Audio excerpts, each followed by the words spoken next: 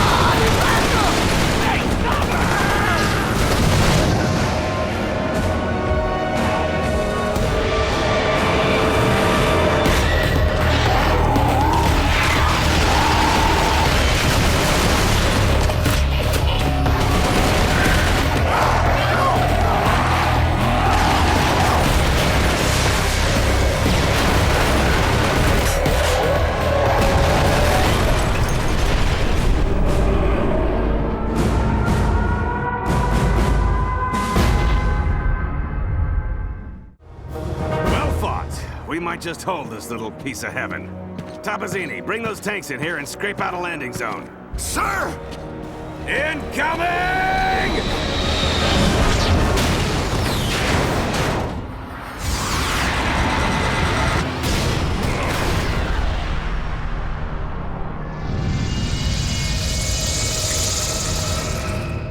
My name is Marcus Smith, and I'm the project manager on Resistance Fall of Man. My name is Josh Wall, and I'm the writer on Resistance Fall of Man. On this game, we approached it sort of from a story-driven perspective. We looked at the alternate history and really tried to develop a story around the plan, which is bring sort of that Ratchet and Clank style innovation to our weapons, bring it to a familiar setting, and let the player just have fun. Well, we have a lot of creative minds here at Insomniac. One of the things that makes this a great place to work is that everyone has a ton of input. And from the top down, we have a real sense of where we want to go, but everyone helps us get there. Everyone contributes something. So we might have a new gun creep in, we might have a new creature show up, and anytime that happens, it expands the world, and we fold it into this giant mix we have. We have a story that we want to tell that is building to a climax, and we're going to go through that one step at a time.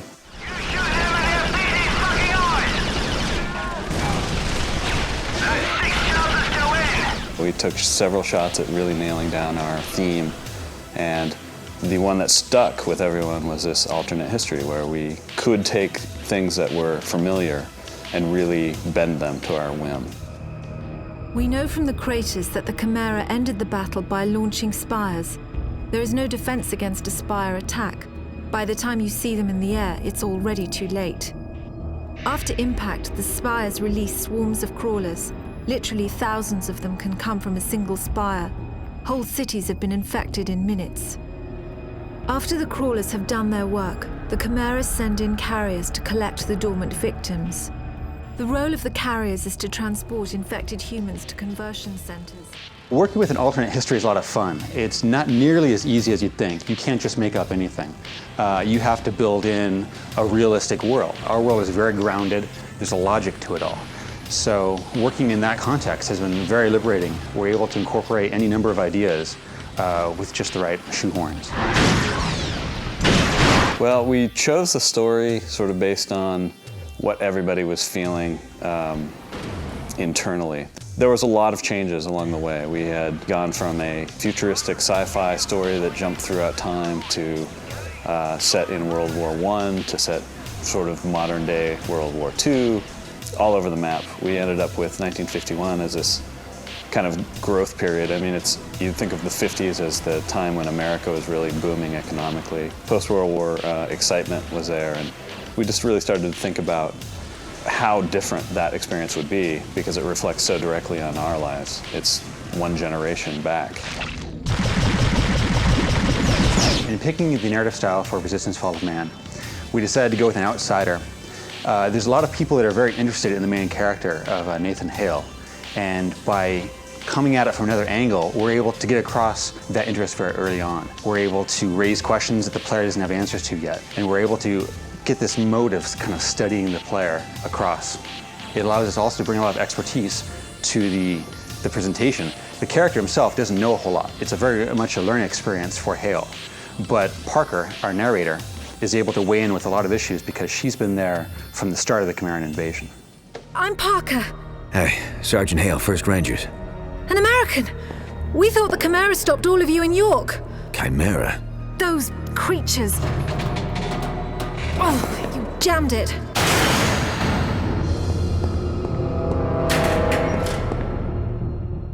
There has been some research into the Chimera. There is a relationship there that is being explored. They aren't brand new to the Brits. While Hale has encountered them for the first time at the beginning of the game, the British, the folks in Europe and Asia are more aware of them and have a history that we're not aware of yet. That history is going to grow. One of the things that I think is unfortunate in a lot of World War II shooters is that you're just a generic guy and you're just participating in this battle that means nothing to you, you're just a cog. What we have instead is a very vital character whose role will become much more significant as the property unfolds. This world is going to expand and it's going to grow in ways I don't think people are expecting just yet. It's very grounded, it's very solid, and it has a long way to go before it's told its tale. Looks like you'll have to find your own way out. I'll be in touch. Frequency 77.6.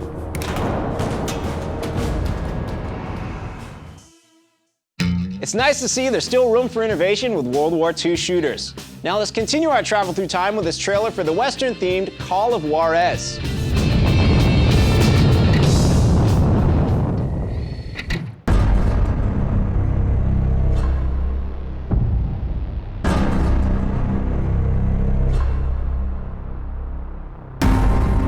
What are you up to, Reverend? I'm going to find Billy. You're not the law, Ray. You need to let the law handle this. I represent a higher law, God's law. The Lord has made me his right hand, his judge, his jury, and his executioner. Billy, beware, boy. I bring the wrath of God. That was Ray. Reverend Ray, looking at me like death himself. He's crazy. That asshole won't rest till I'm dead and buried. Nawapehu. Escape? If you refuse to fight the current Wachieshni, you will be forever helpless. I gave you life, and I can take it away.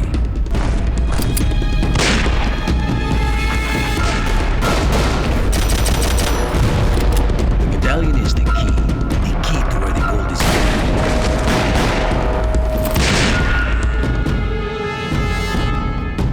Give me the medallion. I don't have it. Stay sharp. After the break, we've got Saints Row, Supreme Commander, and Dark Messiah of Might and Magic.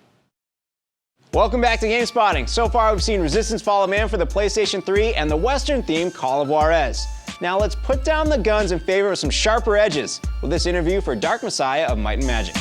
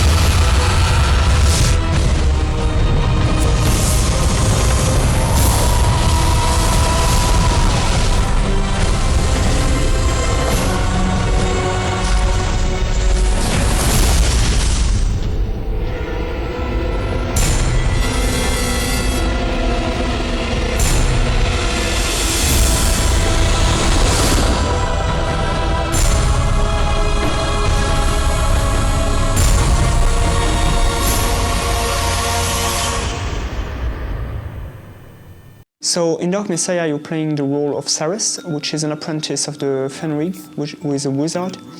And your first mission is just a basic mission, which consists in delivering a crystal to Menelag, who's ruling the city of Stonehenge, and then things get worse and so on. You're a dead man. So in Dark Messiah, you start playing in the city of Stonehenge, and you'll fight basic opponents like guards and this kind of enemies. And then your journey will take you through the Highland, which is a far country where you encounter some orcs, goblins, facehuggers, even dragons. And you will then move back to some strange places, like for instance the Necromancer's Womb. Dark Messiah is not only an action game, it's also a game that features a layer of RPG, so that we can give tools to the player and he can really live the adventure he wants to live, and not only the adventure we designed for him. Through your quest in Dark Messiah, you will earn skill points, which allow you to buy skills. So it's not a game with a definite class. You can either buy skills from the Warrior 3 skills, skill tree, or either from the Mage skills or the Sith skills, so that you can build up characters that really match your gameplay style, and pick up skills like charge with the sword or telekinesis and some stealth skills. And at the end, you can really play how you want.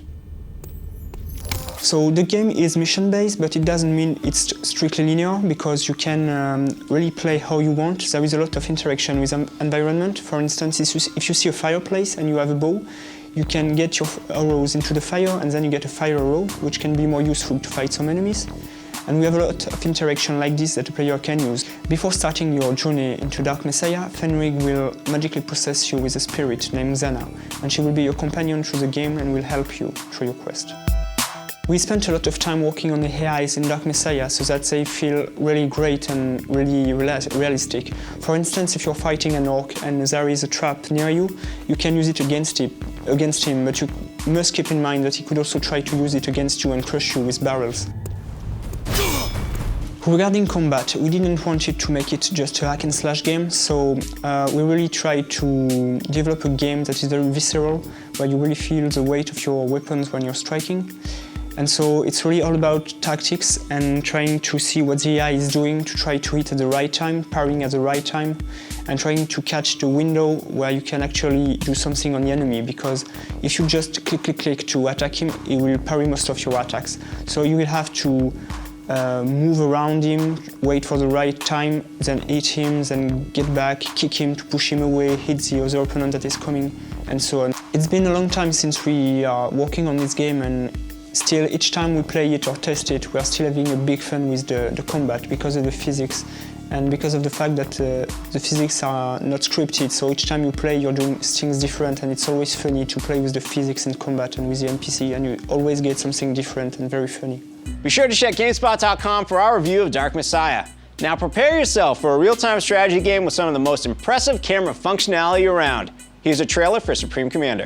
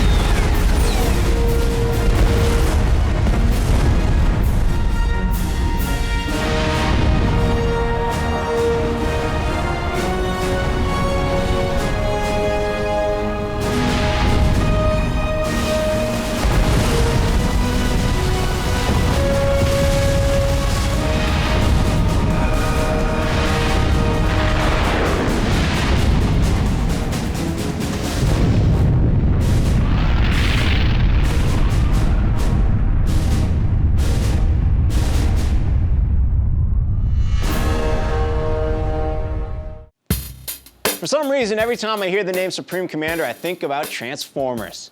Is that just me? Yeah? Fine. Let's close out the show with a game that takes a familiar formula and gives it a nice next-gen bump. Here's GameSpot's Greg Kasavin with his take on Saints Row.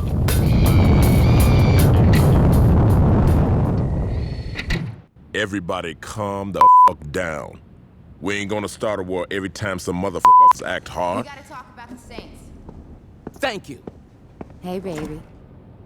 They've taken Prawn Court. How did this happen? How the you think it happened? Look, we need to get together here and just... What we need is for you to shut the fuck up. You feel me?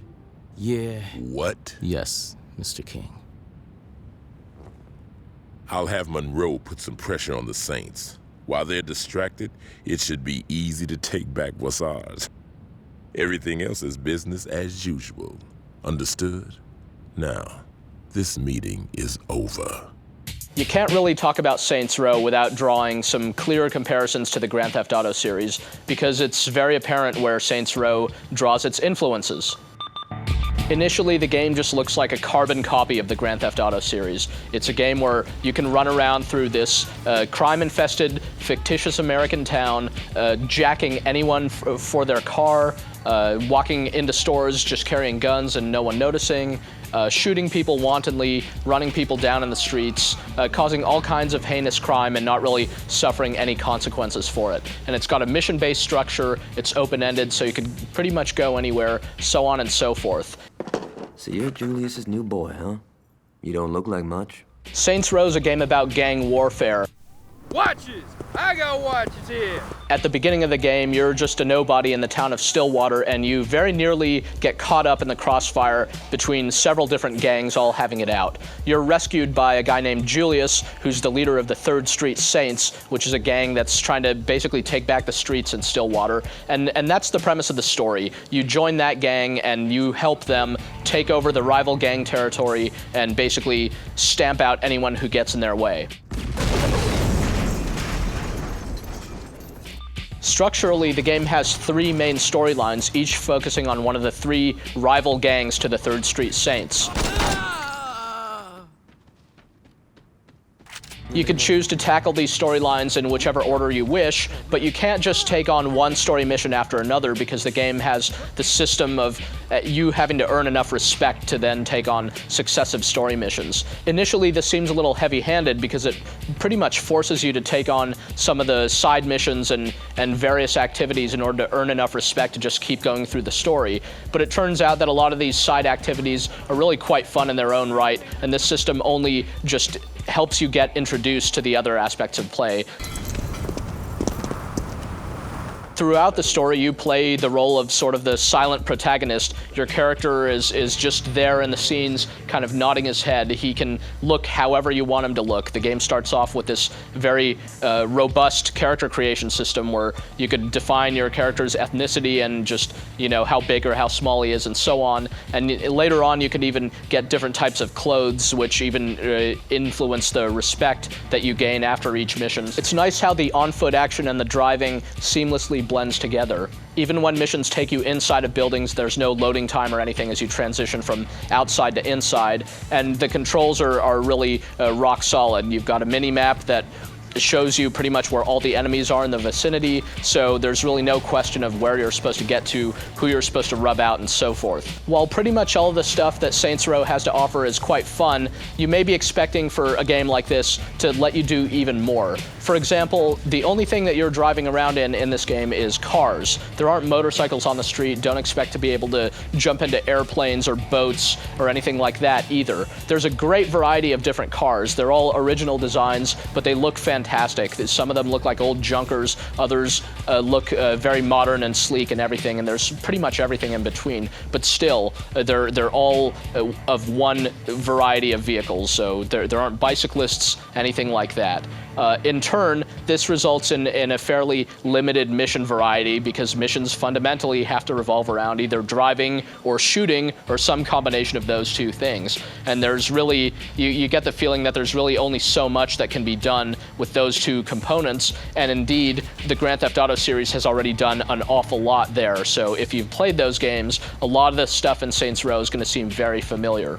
Nevertheless, Saints Row is quite a long game, actually. It should take you probably close to 20 hours to get through the main storyline for the first time, and that'll still leave you with a ton of other stuff that you could do on the side. Of course, there's also a multiplayer mode that you can jump into, although the multiplayer isn't really the strong suit of Saints Row.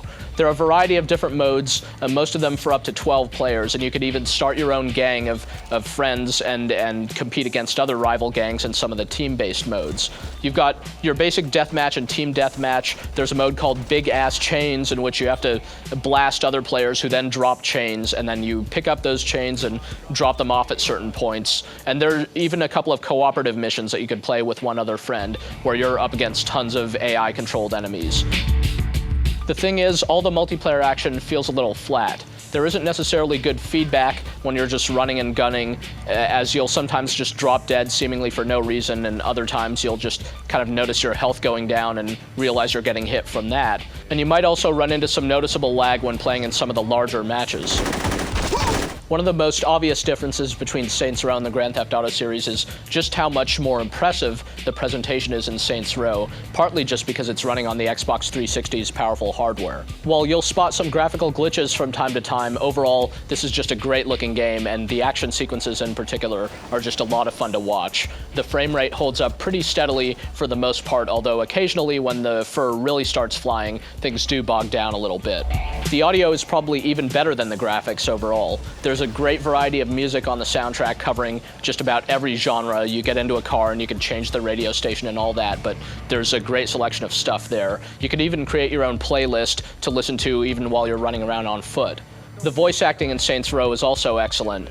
Many of the best performances come from known celebrity voice actors like Keith David and Michael Clark Duncan and David Carradine, and these guys all really live up to their names by putting in just very, very memorable characters, and it helps that the dialogue is actually surprisingly good in a lot of cases.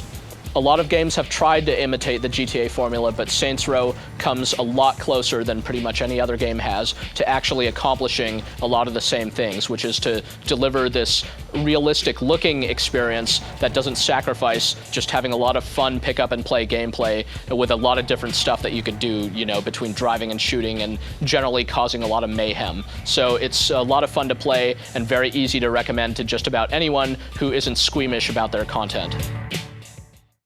We all hope you've enjoyed this episode of GameSpotting. For more information on any of the games you've seen today or to download segments of this very show, visit us online at GameSpot.com. I'm Rich Gallup, and we'll see you there.